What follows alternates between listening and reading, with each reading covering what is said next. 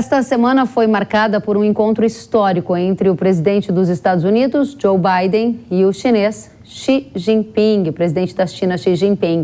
Os líderes das duas maiores economias do mundo se reuniram em São Francisco antes de participarem do Fórum do Bloco Econômico da APEC, que engloba países da Ásia e Pacífico. Entre as principais questões discutidas no encontro estiveram a retomada de comunicações entre militares de ambas as nações, além de temas como inteligência artificial, opioides, guerra no Oriente Médio e Taiwan. Segundo a agência de notícias Reuters, Biden enfatizou ao líder chinês a necessidade de paz e estabilidade no Estreito de Taiwan e pediu que a China respeite o processo eleitoral de Taiwan, que ocorrerá no ano que vem. Já a mídia estatal chinesa revelou que Xi Jinping pediu aos americanos que parem de enviar armas a Taiwan e apoiem a reunificação pacífica da China com a ilha. Vai lembrar que o último encontro presidencial entre Biden e Xi Jinping ocorreu um ano atrás na Indonésia, durante a cúpula do G20. Desde 2022, a relação entre os dois países, Estados Unidos e China, tem se deteriorado. Em fevereiro agora de 2023, um suposto balão de vigilância chinês foi detectado nos Estados Unidos, aumentando a tensão entre americanos e chineses. Ainda neste ano, também vimos uma guerra tecnológica entre os países, com diversas sanções e restrições ao comércio. A gente agora vai saber com o professor Carlo Cauti o que está por trás desse encontro entre Biden e Xi Jinping e se há uma tentativa real de aproximação ou os países apenas estão utilizando aquela estratégia de manter o inimigo por perto. O que você acha, hein, professor? O significado desse encontro entre Xi Jinping e o presidente americano Joe Biden nada mais é que uma tentativa de restabelecer um diálogo entre as duas maiores superpotências do mundo para evitar o risco de um conflito para Taiwan. Lembramos, já falamos aqui na Jovem Pan várias vezes que o maior risco para o planeta Terra nesse momento, o risco de uma guerra mundial nuclear também, é entre China e Estados Unidos para o controle da ilha de Taiwan. Caso os chineses tentem uma invasão, os americanos vão defender a ilha, que, lembramos, é considerada pela China uma região separatista, uma província rebelde, mas Taiwan se considera quase um estado independente. Não exatamente isso, mas cada vez mais está indo em direção de uma independência, algo inaceitável para Pequim. Agora, um diálogo entre não apenas Xi Jinping e Joe Biden, mas também entre o entourage, como se fala em francês, né? Ou seja, os ministros e os militares, principalmente, criar uma linha de comunicação direta entre os chefes das Forças Armadas da China e os chefes das Forças Armadas dos Estados Unidos é fundamental para evitar esse conflito. Esta linha direta já existia antes da visita da então presidente da Câmara dos Deputados americana, Nancy Pelosi, em Taiwan no ano passado, e essa ligação, essa linha direta foi cortada e agora aparentemente voltará a existir. É um passo para trás na direção de um conflito. Então temos uma de-escalation, uma redução das tensões que continuam ainda muito elevadas. Interessante, professor. Agora, na sua opinião, esse encontro ele realmente muda algo na geopolítica mundial? Dificilmente esse encontro vai ter mudanças significativas na geopolítica global, porque a China vai continuar com seus esforços de se tornar a potência número 1 do mundo. Os americanos vão continuar na tentativa de limitar ou pelo menos reduzir a velocidade, atrapalhar esse crescimento, e isso vai criar atritos, se não por Taiwan, também em outros contextos, inclusive no Brasil. Por exemplo, o Brasil terá que escolher um dia entre a inteligência artificial chinesa ou americana. Já teve que fazer uma escolha muito parecida no caso dos 5Gs, agora está escolhendo, por exemplo, qual será o modelo de carros elétricos que utilizará, e os chineses partiram na vantagem, saíram na frente com a chegada da BYD, aqui no Brasil. Então, vamos dizer assim, esta dinâmica e essa frição geopolítica vai continuar existindo ao longo dos próximos anos, mas claro, é melhor ter um contato, um diálogo direto entre os dois líderes, assim como foi durante a Guerra Fria, existia um diálogo entre a liderança soviética e a liderança nos Estados Unidos, do que não ter nenhum tipo de contato e ter o risco de acidentes que podem acontecer, incompreensões ou, evidentemente, alguma atuação de políticos ou militares de segundo escalão que poderiam criar um problema muito maior por causa dessa ausência de diálogo. Então, não muda muito na geopolítica global, o planeta vai continuar sendo dividido entre o bloco ocidental do mundo livre, Estados Unidos, União Europeia, Canadá, Japão, Coreia do Sul, Austrália e, quiçá, o Brasil, né, ou parte da América do Sul, e um mundo cada vez mais autoritário, autocrático, China, Rússia, Irã, Venezuela, Bolívia, muitos países africanos e a maioria dos países árabes. A pergunta que fica é onde o Brasil vai querer se posicionar nesse cenário tão polarizado. Interessantíssimo, professor Carlo Cauti. Próxima pergunta que eu gostaria de avaliar com você, o próximo cenário, é como você classifica as declarações de ambos os países sobre Taiwan, ou seja, de ambos os presidentes, de Xi Jinping e de Biden, sobre Taiwan nesse encontro que tiveram? A declaração por Taiwan é algo protocolar, porque os americanos, desde 1971, quando voltaram a reconhecer a China comunista, eles têm essa ambiguidade estratégica, eles escrevem nos documentos oficiais que eles reconhecem uma só China, só que não falam qual China é, se é a China de Taiwan ou a China de Pequim, mas para os chineses de Pequim isso já é mais do que suficiente, ou seja, é uma ambiguidade estratégica, mas que deixa eles um pouco mais tranquilos. É possível que no médio e no longo prazo os chineses de Pequim vão querer algo a mais, seja uma garantia de que Taiwan voltará a fazer parte da China comunista. Isso poderia criar algum tipo de problemas, mas essa ambiguidade estratégica, lembramos que os americanos fornecem armas, munições e agora também treino militar para Taiwan, é algo que irrita profundamente os chineses, que poderia criar acidentes e problemas para a relação entre os dois países, entre China e Estados Unidos. Então, uma declaração protocolar do ponto de vista diplomático e que nada muda em relação à ambiguidade estratégica entre China e Estados Unidos. Interessante. Há algum ponto de atenção para o agro do Brasil depois desse encontro histórico entre Biden e Xi Jinping, na sua opinião?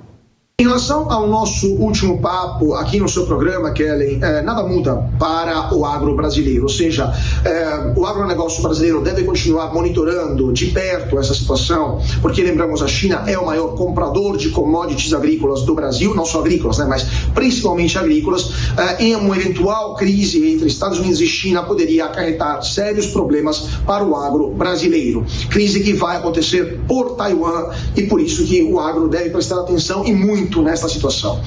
Ao mesmo tempo, o agronegócio brasileiro pode respirar um pouco mais aliviado, porque claro que após esses encontros bilaterais sempre há um período de cooling down, né, como se fala em inglês, ou seja, de esfriamento das relações. Isso poderia favorecer o comércio com o Brasil, mesmo se a China está enfrentando um problema de desaquecimento econômico, de desaceleração econômica. Isso vai ter problemas também, vai ter consequências na capacidade chinesa de comprar produtos brasileiros, né?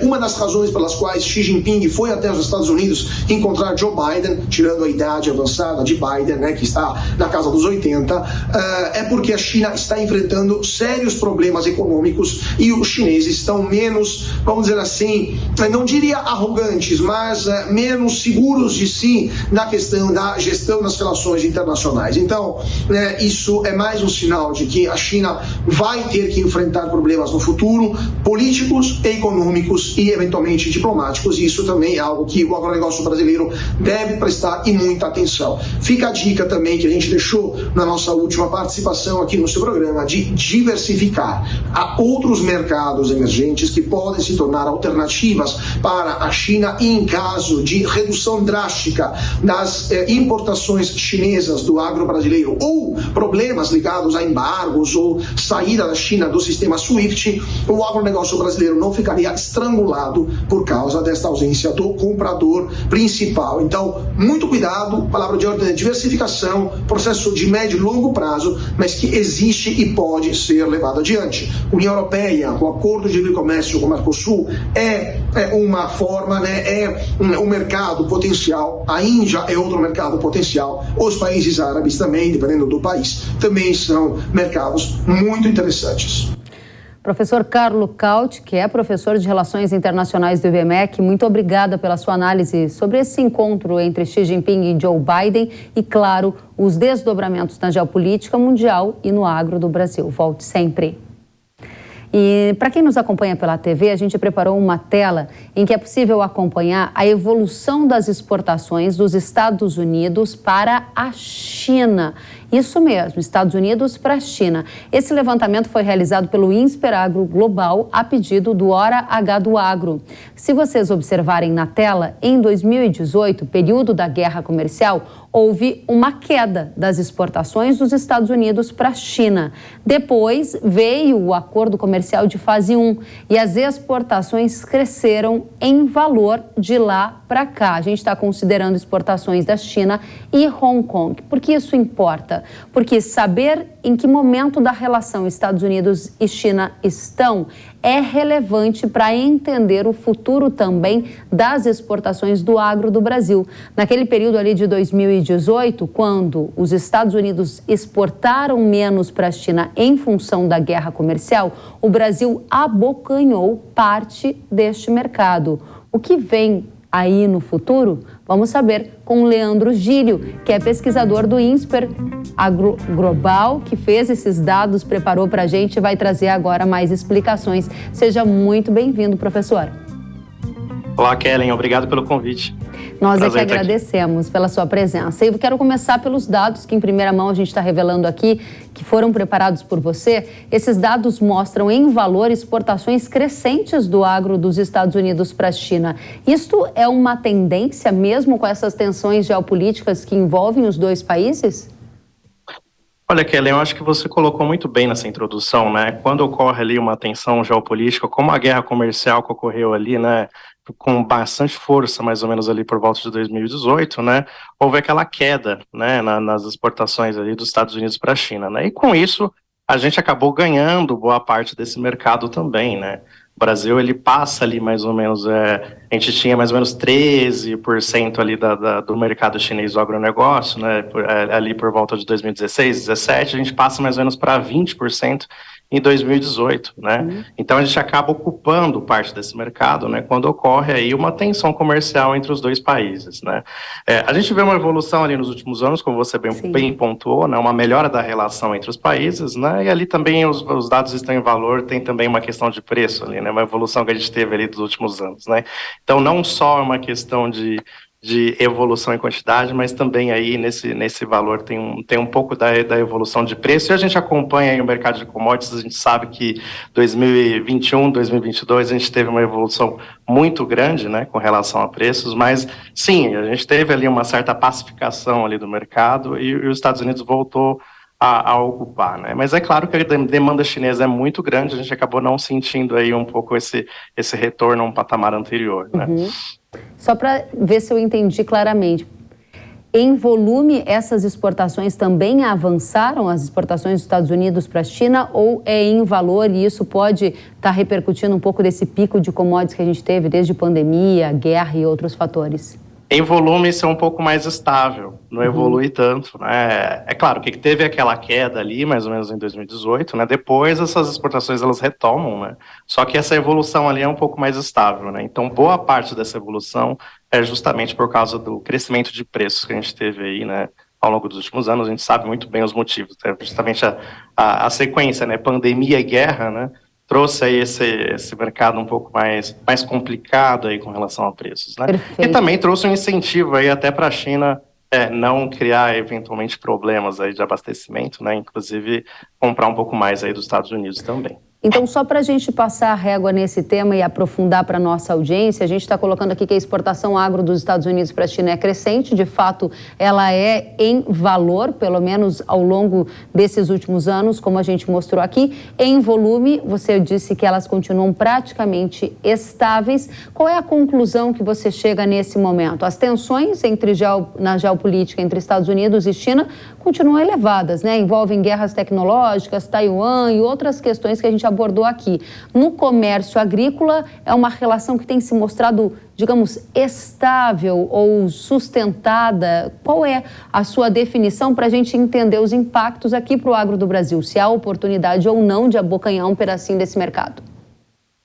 Olha, Kellen, se a gente avaliar os últimos 2 anos, tem sido relativamente estável, né? Se a gente volta um pouquinho atrás, a gente já teve uma guerra comercial, né? Então a gente tem que acompanhar essa tensão geopolítica e até quanto ela vai atingir o comércio, né?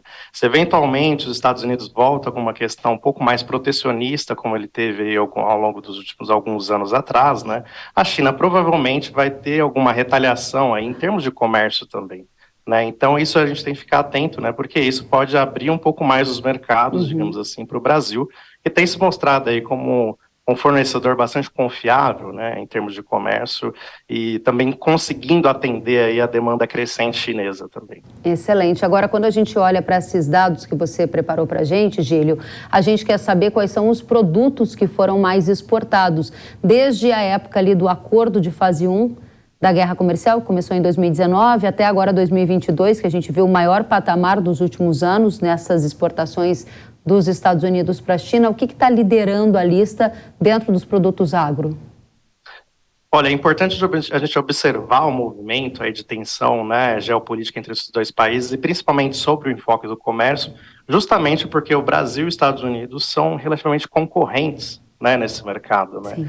Então, quando essa tensão um pouco se eleva entre os Estados Unidos e a China, a gente tende eventualmente a ocupar esse mercado, né? Então, os Estados Unidos exportaram para a China principalmente soja, né, milho, produtos florestais, algodão, carne bovina. Então, são justamente produtos que compõem a nossa pauta de exportações também, né? O principal produto que lidera aí é a soja, né, onde os Estados Unidos já foi o líder de envios de soja para a China, né, mas desde ali mais ou menos de 2016, 2017, o Brasil já ocupa a primeira posição, né, nesse mercado. Então, justamente aí vem um pouco no bojo aí dessa tensão aí geopolítica, dessas crises comerciais, né, mas aí o Brasil ocupou a primeira posição e não mais saiu de lá. Né? Muito bem. Então é importante a gente estar um pouco atento a esses movimentos de mercado. A gente está bastante atento, a nossa audiência também, pela importância da geopolítica e pela modificação que ela acaba causando em comércio, sanções, oportunidades, desafios.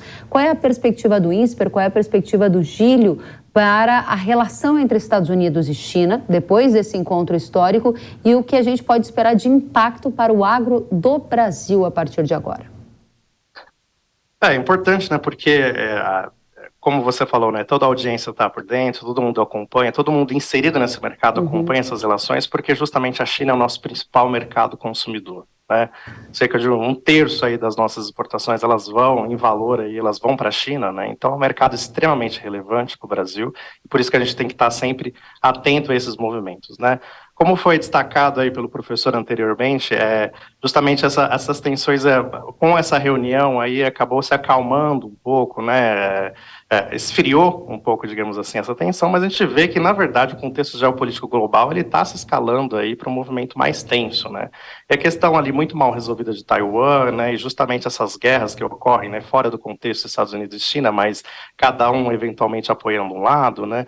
Então isso daí vai um pouco escalando essa tensão geopolítica e a gente tem que ficar atento se isso vai se reverberar em termos de comércio, né? Por enquanto a gente não vê aí um movimento muito forte, mas como a tensão geopolítica está se escalando muito fortemente aí no mundo inteiro, a gente tem que ficar atento aí, e principalmente os dois países que tentam aí, né, monopolizar o ambiente geopolítico global, né, os dois países aí que medem um pouco de força, então a gente acaba ficando aí no meio desse caminho, mas a gente tem que muito se preocupar com o mercado chinês, que é o nosso principal mercado destino. Você fala em ficar atento aos riscos para o comércio. Quais são os principais riscos e onde há oportunidades, olhando para uma questão meramente comercial, de inserção do agro no mercado global, em que essa escalada geopolítica está ocorrendo, conforme você mesmo disse, e a gente enxerga que isso pode nos levar para um outro mundo. Que mundo é esse? Quais são as oportunidades de comércio que existem e quais são os riscos de comércio que existem para o agro? Um contexto de risco é o Brasil ser muito dependente de um país, né? Se a gente tem mais ou menos 1/3 das nossas exportações voltadas para um único país, isso envolve um risco muito grande, principalmente nesse contexto de escalada de tensão geopolítica, né? Se ocorre qualquer problema com a China, isso impacta diretamente nas nossas exportações. Qualquer movimento de retração econômica na China, isso impacta diretamente qualquer bloqueio comercial, qualquer coisa que envolva ali uma tensão com a China, né? Então esse é o risco aí que se instala no país. Justamente, a gente tem que valorizar a China, né? A China é o nosso principal mercado consumidor, então a gente tem que valorizar esse grande parceiro. Mas a gente tem que enxergar também outras oportunidades aí de diversificação de mercados destinos, né? Existem outros grandes importadores globais aí no agro, inclusive o próprio Estados Unidos é um grande importador global no agronegócio, e é um mercado que a gente pouco atua, né? Então, as oportunidades, a gente tem que olhar um pouco melhor para esses mercados, olhar para algumas outras cadeias que eventualmente a gente pode desenvolver internamente, e aí participar um pouco melhor daí desse mercado global em outras áreas aí, não só nas commodities que a gente faz muito bem, e a gente tem que manter esses mercados, mas também abrir outras possibilidades aí de comércio. Excelente. Leandro Gílio, pesquisador do INSPER Agro Global, corrigindo aqui a informação dada anteriormente. Muito obrigada pela sua presença. Volte sempre, a gente agradece também pelos dados e pela análise. Obrigado, foi um prazer. Abraço. Da mesma forma, outra a você.